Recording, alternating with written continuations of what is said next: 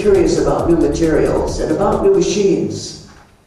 I met a man who happened to have discovered in France or for France, because it's not the only place this technique was found, of lost styrofoam. The lost wax technique is the classical one for casting bronze in the past. Lost styrofoam can be also a technique for casting metal. It was generally used for cast iron, not necessarily for bronze.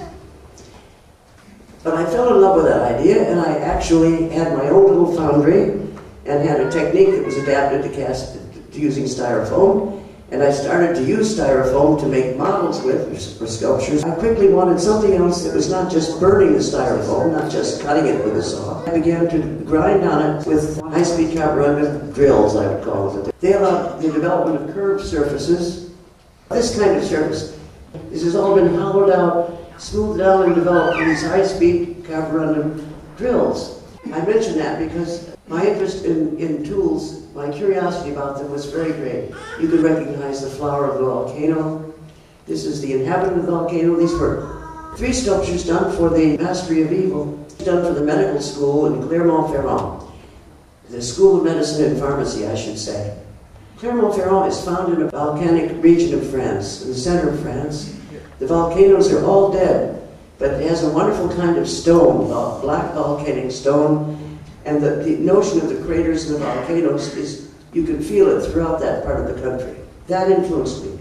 The fact that I was doing something for a medical school and a pharmacy influenced me, which is how, in working on models for it, I came across this sort of angel. For me, it's an angel, repressing bad things. The idea of the mastery of evil is kind of like a struggle between doctors and illness, which I felt symbolized the activity of the place. That was the point. I'll mention something about this. These white concrete elements that compose the base of the sculpture, the molds were made from cut styrofoam, which I and my husband developed a technique for cutting these molds so that the white concrete could be poured in the place where we put up the sculptures. But not only was the sculpture model developed in styrofoam, but the base was conceived of it as well. One of the problems that exist are people tagging, you know.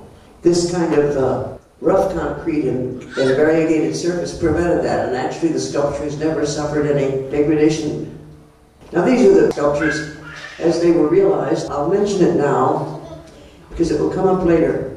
If you could imagine this small, when it was small, every one of those curved surfaces, a pattern must be made in tracing paper.